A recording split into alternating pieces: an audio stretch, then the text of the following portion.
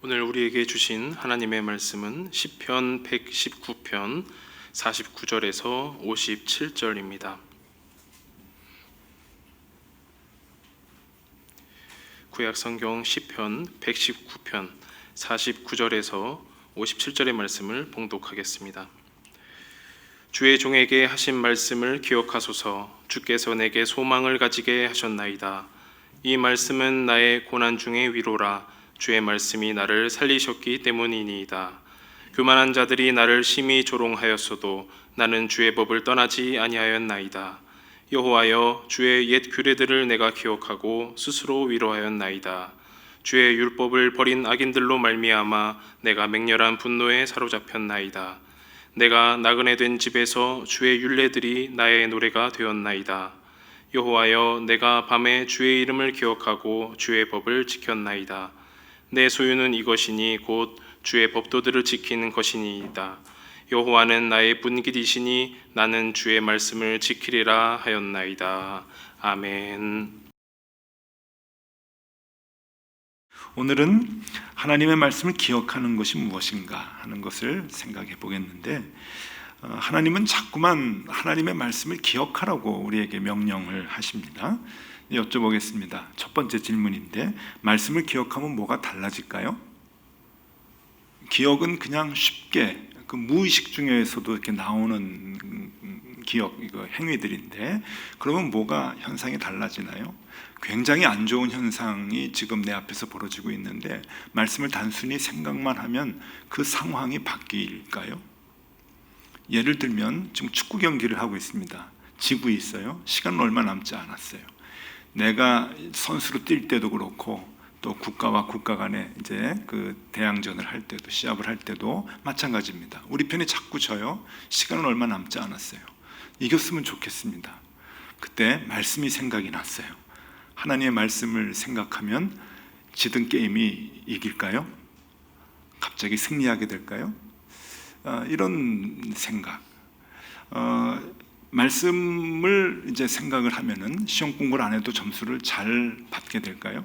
그러면은 우리는 시험 공부 안 하고 아이들에게 성경 말씀만 가르치면 될 것 아닙니까? 그걸 기억하면은 점수 잘 받을까요? 말씀을 기억한다는 것이 무엇일까 하는 그 문제입니다. 하나님은 우리에게 자꾸 말씀을 기억하라고 하는데, 말씀을 기억한다는 것이 무엇일까? 그래서 오늘 이 문제를 우리가 정확하게 좀 짚기 위해서는 말씀을 기억한다, 즉 기억이라고 하는 것이 무엇인가라고 하는 것에 대한 정의를 먼저 우리가 정확하게 내리는 것이 중요하다고 생각을 합니다. 기억이 뭘까 하는 것에 대해서 많이 찾아봤는데요, 가장 쉽게 설명을 해주신 분이 계셨어요. 하지현 교수님, 요즘 유명하신 분이죠. 한 10년 전에 그 소통과 공감이라고 하는 책을 쓰셔서 우리 사회에 공감이라고 하는 개념을 소개해 주신 분이고, 지금은 뭐 어쩌다 어른 뭐 이렇게 이제 뭐 TV 프로에도 나오셔서 좋은 얘기들을 많이 해주셔서 많이 유명하신 분인데, 이 하지연 교수님, 건국대학교 신경정신과 전문의시죠. 이 교수님이 이 기억에 대해서 아주 중요한 그 연구 두 가지를 이제 얘기해 주셨습니다. 그분의 글에서 이제 보게 되었는데, 이게 기억이라고 하는 것이 무엇인가 하는 것에 대해서 우리가 정의를 내리고 생각을 하는데 아주 도움이 좀 되는 글입니다. 여러분 한번 이제 제가 소개해 드릴 테니까요, 들어보시면 좋겠어요. 중요한 두 가지 연구인데, 첫 번째 연구는 1962년도에 미국에서 이제 행했던 연구인데, 당시 정신과 레지던트였던 다니엘 오퍼라고 하는 의사가, 그러니까 레지던트면은 이제 초보 의사 아닙니까? 그러니까 이제 열정을 가지고 재미있는, 아주 전문적이고 중요한 연구가 아니라 나름대로 그냥 재미있게 한번 장난 삼아서 연구를 시작을 해본 건데, 이 연구가 뭔가 하면은 14살 된, 당시 14살 된 청소년 73명을 모아다가 이제 심층적인 그 인터뷰를 했다고 합니다. 그 인터뷰의 이제 내용은 주로 부모에 대한 생각을 좀 이렇게 해봐라. 부모가 어떤 분이냐, 지금 상황이 어떠냐, 그리고 부모님이 사이가 좋으냐, 그리고 부모님의 그 자녀 교육 방법, 훈육 방법은 마음에 드느냐, 그리고 너희 지금 가정 환경은 어떠냐, 그리고 1962년도니까 당시 미국에서는 그 성 정체성이 굉장히 혼란스러웠던 때인데 청소년들한테 너의 성 정체성이 무엇이냐 이제 이런 것들을 이제 물어봤던 이제 그 인터뷰였습니다. 그 인터뷰를 다 했어요. 그리고 아이들이 하나씩 질문하는 것을 다 기록을 하고 이제 묻어뒀답니다. 그런데 중요한 거는 34년이 지나서 그 인터뷰를 한 아이들이 48이 되었을 때 다시 다 불렀답니다. 그러고서는 인터뷰를 또 한 거예요. 34년이 지나서 어떤 인터뷰를 했냐면은 과거를 기억하는 인터뷰를 한 거예요. 옛날에 네가 청소년 때 14살 때 너희 집은 어땠느냐 하는 똑같은 질문을 이제 했는데 이 결과가 재미있습니다. 결과가 어떻게 나왔는가 하면은 정말 믿기 어려울 만치 일치되는 점이 하나도 없었다는 거예요. 그러니까 예를 들면 이런 거예요. 그 예전에 14살 때 아이가 너희 부모님이 사이가 좋았냐? 아이고 맨날 싸우고 안 좋았어요. 그냥 괴로워요 우리가. 이렇게 대답을 했던 애가 48살이 되어가지고 다시 그 질문을 이제 받는 거예요. 당신이 청소년기에 부모님이 좀 어땠습니까? 그랬더니 아주 화목하게 잘 지낸 것 같다고. 그렇게 이제 대답을 완전히 반대로 하고, 그 다음에 당신은 성격이 좀 어떠냐? 그랬더니 그 14살 때는 나는 그때 그 14살 때 인터뷰할 때는 나는 굉장히 외향적이고 아주 활달하다고 그렇게 인터뷰를 했던 사람이 이제 성인이 돼가지고 그때는 굉장히 내성적이었던 것 같다고 이렇게 이제 기억을 더듬어서 이제 인터뷰를 하는 거예요. 그러니까 맞질 않는 거예요. 대부분이 맞질 않았다. 참 뭐가 맞고 틀리는지 모를 정도로 대부분 맞지 않았다라고 하는 이제 연구 결과였습니다. 또 하나의 연구는 이제 청소년을 이제 몇 개 그룹으로 이제 나눠서 한 그룹에 들어가 가지고 선생님이 아이들에게 이제 얘기를 할 때 선생님의 경험을 얘기해 주는 거예요. 내가 한 5살 전후해 가지고 아주 어렸을 때 아버지하고 손을 잡고 쇼핑몰에 갔는데 미국의 쇼핑몰은 굉장히 크잖아요. 복도도 많고. 근데 거기서 길을 잃어버렸던 이제 경험을 아이들에게 얘기를 해주는 거예요. 그래가지고 뭐 아버지 찾고 엄마 찾느라고 너무너무 힘들었고 마음이 그때 너무 이제 무서웠다라고 하는 자신의 선생님의 경험을 한 그룹에다가 얘기를 한 거예요. 며칠이 지나고 난 뒤에 이제 그 다른 사람이 들어가가지고 각각 그룹에 들어가가지고 이제 설문을 조사를 하는데 아이들에게 아주 어렸을 때 길을 잃어버렸던 경험이 있느냐라고 하는 것을 물었을 때 이 두 그룹 중에 선생님으로부터 선생님의 경험을 들었던 그룹의 반응이 길을 잃어버렸다고 하는 그 대답의 반응이 훨씬 더 많았다는 거예요. 보편적으로 비슷해야 되는데 훨씬 더 많았다는 거죠. 그러면서 이 기억이라고 하는 것은 상상력이 플러스가 된다는 거예요. 그리고 없었던 일도 비슷한 경험을 들으면은 나도 그럴 것이다 라고 해가지고 거기에 상상력이 덧붙여지고 실제로 있었던 일 같은 그러한 그 착각을 하게 된다는 거죠. 예를 들면은 이 어떤 아이가 이제 어려서 아버지의 손을 잡고 쇼핑몰에 갔는데 아버지가 의자에 너 가만히 앉아 있어, 아빠 화장실 갔다 올게. 그러고 갔는데 조금 시간이 오래 걸렸다고 가정을 해보면은 이 아이는 막 불안한 거예요. 아빠가 왜 안 오지? 아빠가 왜 안 오지? 그냥 가만히 앉아 있어서 그렇게 하는 거는 길을 잃어버린 것이 아닌데 그 경험을 갖고 있는 아이는 딴 사람의 얘기를 듣고서는 자기도 옛날에 길을 잃어버렸었다. 그 감정이 있었다라고 하는 것으로 그렇게 생각을 할 수가 있다고 하는 것이죠. 그래서 이 기억은 정확하지도 않고 때로는 믿을 만한 것도 못 된다라고 이야기를 합니다. 그래서 요즘에 이제 법원에서 이제 재판을 할 때 증인으로 나와서 증인들이 기억을 되살려서 얘기할 때 판사들이 그것을 감안해가지고 듣는답니다. 기억이라고 하는 것이, 한 사람의 기억이라고 하는 것이 다 정확하지 않기 때문에 그런 것이죠. 이것을 뭐라고 하냐면은 기억의 왜곡이라고 얘기합니다. 기억은 다 왜곡되어 있다고 하는 거예요. 기억이 왜곡되는 이유가 두 가지인데, 이것이 중요합니다. 두 가지인데, 첫 번째는 자기식으로 해석하기 때문이고, 또 하나의 이유는 나를 정당화하기 위해서 과거가 재구성된다는 거예요. 나를 미화시키기 위해서 재구성을 하고 남들한테 소개할 때 그게 자기 거라고 생각하고, 또 나를 더 비참하게 만들기 위해서 나는 더 어려운 고난을 받았다고 얘기를 하게 되고, 그래서 자기 자신을 드러내기 위한 재구성이 있다는 거예요. 그래서 이러한 두 가지 원인, 자기식으로 해석이 되고 그리고 자기의 생각을 또 재구성하는 그런 상황 속에서 기억들은 자꾸만 왜곡이 된다는 거죠. 그래서 우리가 잘 아는 말 있잖아요. 상처를 준 사람은 없는데 받은 사람만 있다고 하는 거, 우리 늘 그런 얘기 하잖아요. 우리 집에서도. 그게 왜 그럽니까? 모든 한 현상이, 상황이 자기에게 입력될 때, 서로 다른 사람들에게 입력될 때 자기식으로 해석이 되는 거예요. 그 나중에 그 기억이 꺼내질 때는 또 재구성이 되는 것이죠. 그러니까 상처를 받은 사람은 많은데 준 사람은 한 사람도 없는 거예요. 이것이 다 기억의 왜곡의 범주에 들어가게 된다고 하는 것이죠. 그래서 신경 정신을 연구하시는, 특별히 그 뇌의 그 뉴런의 이제 그 기억의 부분을 연구하시는 분들은 지금 이렇게 말합니다. 기억이라고 하는 것은 정말 그 일이 일어났는지 안 일어났는지 하는 것이 문제가 아니라 세상을 바라보는 그 사람의 관점이라고 하는 겁니다. 관점. 어떤 관점으로 바라보느냐 하는 것에 따라서 그 자기가 생각하는 좋은 기억들만 사용이 된다는 거예요. 그러니까 나에게 무슨 일이 벌어졌지? 이게 정말 그때 벌어진 건가 아닌가? 그것은 중요한 것이 아니라 옛날의 일들을 통해서 어떤 관점을 갖고 세상을 바라보느냐 하는 것에 따라서 달라지는 것이 기억이다라고 하는 것이죠.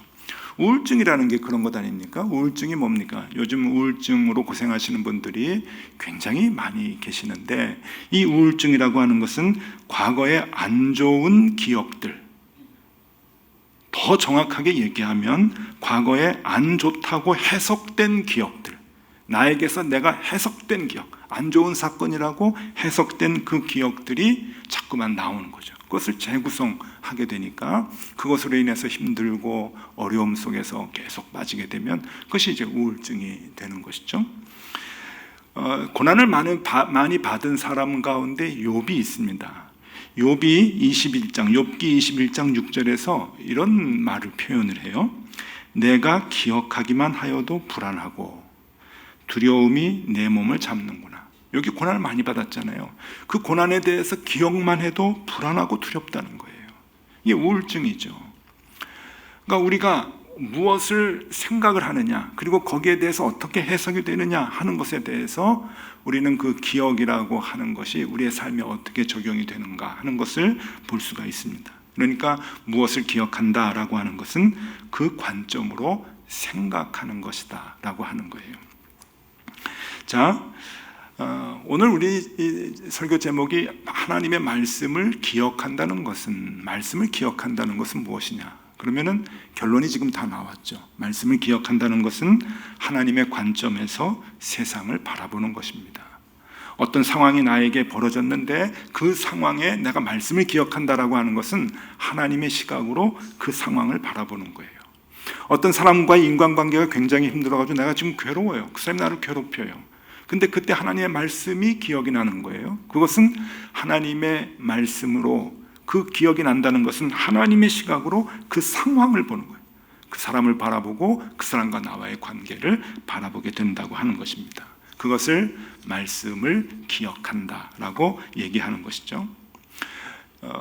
로마서 8장 28절에 우리가 아주 잘 알고 좋아하는 말씀이 있습니다. 우리가 알거니와 하나님을 사랑하는 자 곧 그의 뜻대로 부르심을 입은 자들에게는 모든 것이 합력하여 선을 이루느니라.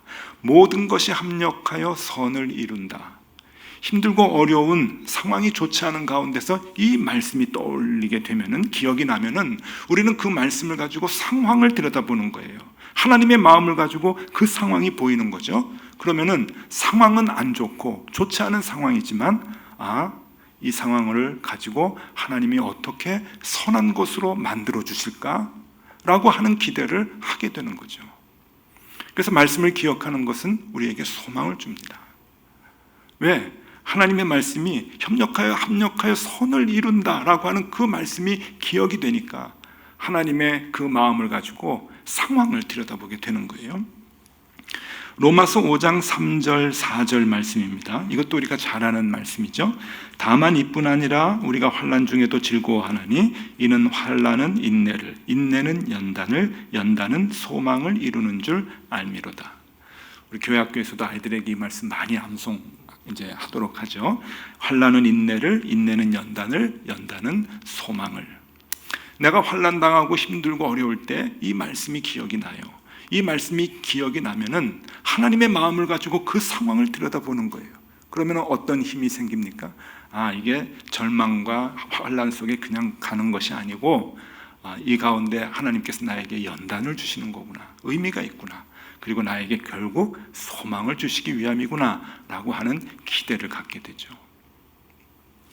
세상 사람들은 끼케야 뭘 어떻게 얘기합니까? 환난이 있고 어려움이 있으면은 결국 뭐라고 세상 사람들은 얘기합니까?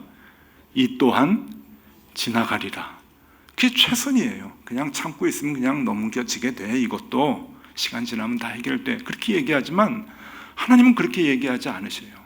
하나님의 마음을 갖고 하나님의 관점을 갖고 상황을 들여다보면은 이것이 소망이 된다고 하는 것이죠. 상황은 안 좋고 힘들고 어렵지만 그것을 통해서 우리를 더 강하게 연단시키고 또 새로운 소망을 하나님께서 계획하고 계신다라고 하는 것을 우리가 알게 되는 거죠. 이것이 하나님의 말씀을 기억하는 것을 얘기합니다. 우리가 살다 보면 사고를 당할 때도 있어요. 어려움을 당할 때도 있고요. 그리고 상황이 변해서 내 처지가 완전히 바뀔 때도 있습니다. 세상적 관점에서 보면은 굉장히 비관적이고 절망적이어서 우울한 나날을 보낼 수밖에 없겠지만 그때 하나님의 말씀이 기억이 나면 하나님의 관점으로 그것을 보게 됩니다. 이 상황도 이유가 있겠구나.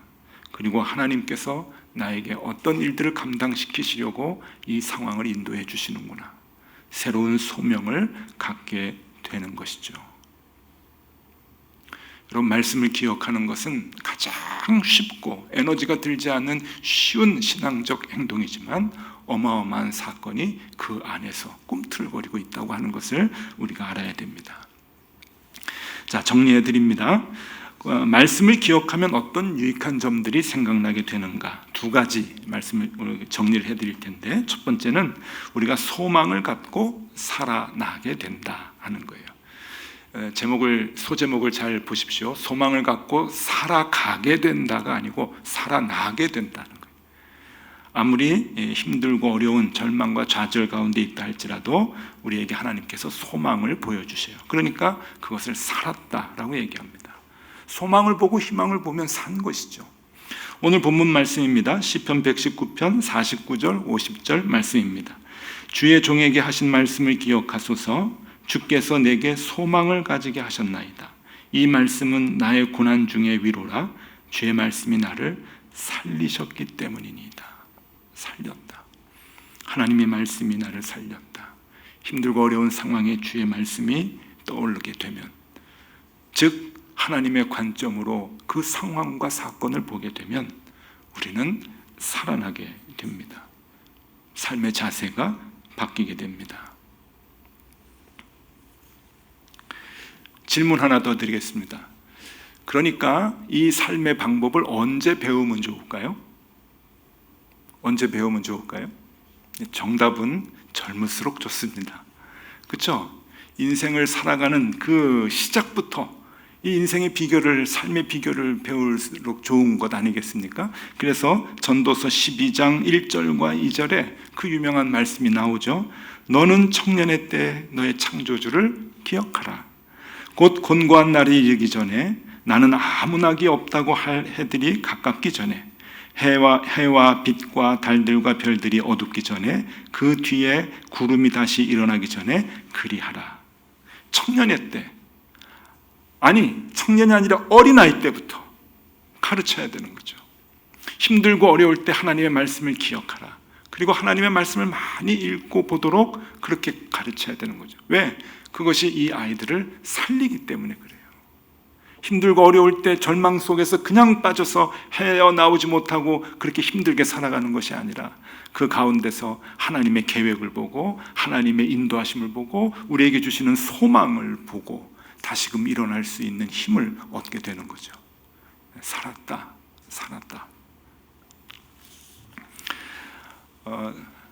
철로역정을 쓴 존 버년 우리가 잘 아는데 존 버년의 깊은 가정의 생활까지는 우리가 잘 모릅니다. 조금 소개해드리면은 이 존 버년은 17세기 영국에서 이제 활동을 했는데 대장장의 아들로 태어나서 교육을 그렇게 많이 받지 못했어요. 그냥 초등학교 겨우 졸업을 하고 믿음을 갖고 이제 살아가는데 그 17세기 영국의 환경이라고 하는 것이 정치적으로 굉장히 혼란스러웠습니다. 이게 이제 공화정으로 갔다가 이제 정치가 공화정으로 갔다가 다시 왕정으로 복고가 되는 그 상황에서 늘 그 사회적으로 이렇게 혼란스럽고 또 시위가 있고 사람이 죽고 하는 그런 그 가운데서 이 존 버년이 이제 생활을 해요. 그다음에 이 존 버년이 청교도 혁명 단체에 이제 가입을 합니다. 그래서 거기에서 성경을 공부하고 신앙이 점점 부쩍부쩍 커져요. 그때 이제 영국의 국교인 성공회 외에는 이제 신앙을 갖지 못하게 한 게 청교도들이 굉장히 핍박을 받았는데 청교도들이 모여서 성경 공부를 하는 상황에 비밀 집회 금지법을 어기게 돼서 2번씩이나 투옥을 당하게 됩니다. 근데 이제 두 번째 투옥을 이제 당했을 때 그 존 버년이 딸이 있었는데 딸이 10살 때였다고 합니다. 근데 여러분 이 존 버년의 딸이 시각장애를 갖고 있어서 앞을 보지 못하는 그 장애인이었어요. 근데 엄마 손을 붙잡고 이제 아버지 면회하고 가고 또 아버지한테 와서 감옥에 있는 아버지 만나고 가고 그럴 때마다 존 버년이 나중에 글로 남기는데 가슴이 찢어질 것 같은 아픔이 있다 그래요. 이 아이가 아버지도 없는데 이 앞을 못 보는 이 아이가 어떻게 이 땅을 살아가게 되는가. 딸을 보면서 감옥에 있는 자기 자신에 대해서 비관하게 되고 굉장히 이렇게 마음 아픈 시간들을 갖게 되는데 그때 시편 119편 71절의 말씀이 늘 떠올랐다고 얘기합니다. 고난당한 것이 내게 유익이라. 이로 말미암아 내가 주의 율례들을 배우게 되었나이다. 자기 자신에게도 유익이고 자신의 딸에게도 유익한 점이 되면 좋겠다. 앞을 못 보는 장애가 유익이 되면 좋겠다. 하나님의 이 말씀이 힘이 되어가지고 거기서 다시금 소망을 갖게 됩니다. 그래서 두 번째 투옥이 됐을 때 그 감옥 안에서 쓴 책이 철로역정이죠. 불후의 명작이 고난 가운데서 나오게 됩니다. 하나님의 새로운 소명과 그리고 소명을 통한 희망을 이제 갖게 되고 그리고 다시금 용기를 얻고 힘을 얻게 되는 것이죠. 하나님의 말씀을 기억한다고 하는 것은 이렇게 우리를 살리게 됩니다. 자, 두 번째, 하나님의 말씀을 기억하면 어떤 유익이 있게 되는가? 두 번째는요, 맹렬한 분노 가운데서 위로를 받게 된다라고 하는 겁니다. 오늘 본문 말씀 119편 52절 53절 말씀입니다. 여호와여 주의 옛 규례들을 내가 기억하고 스스로 위로하였나이다.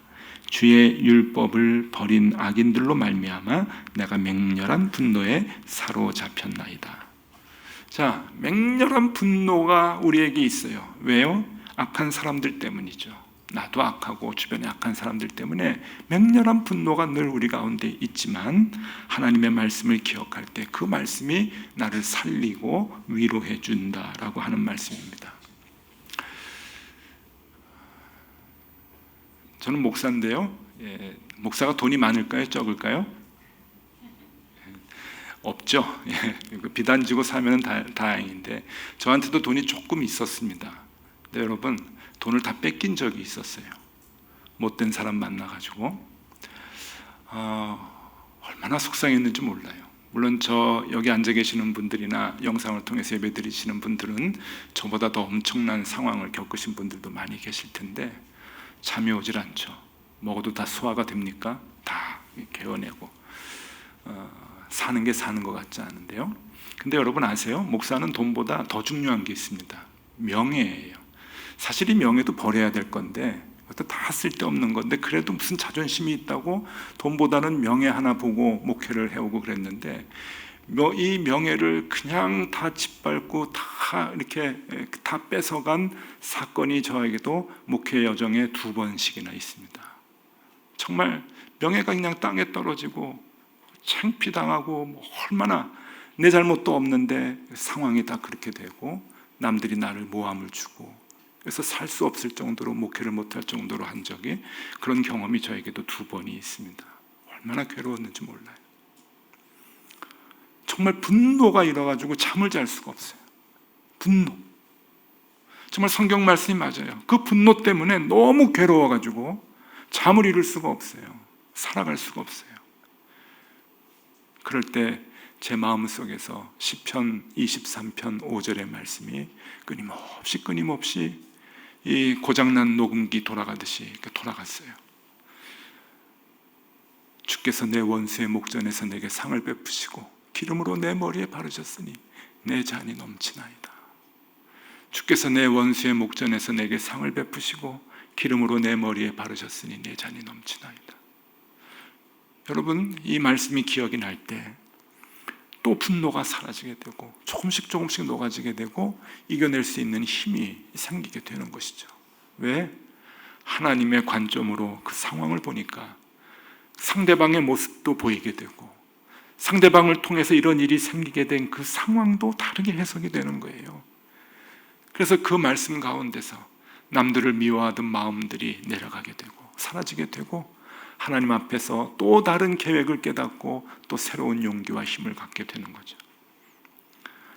주께서 내 원수의 목전에서 내게 상을 베푸시고 기름으로 내 머리에 바르셨으니 내 잔이 넘치나이다. 그래, 나를 그냥 분노 가운데 놓지 아니하고 하나님이 나를 세워주실 것이다.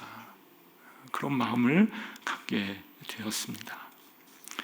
말씀이 내 삶 속에서 활용되지 못한다면 무슨 의미가 있겠습니까? 여러분, 말씀을 기억하십시오. 하나님의 관점으로 보는 것입니다.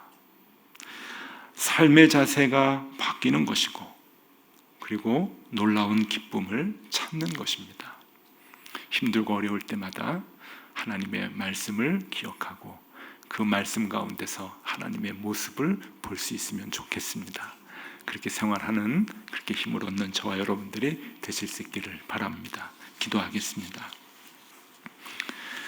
주님, 우리가 신앙을 갖고 있다 하면서도 가장 쉬운 말씀을 기억하는 것조차 못하고 있지는 않습니까?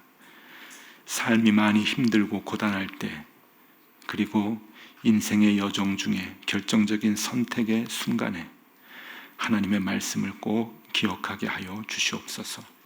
하나님의 관점으로 나와 세상을 바라보게 하여 주시옵소서.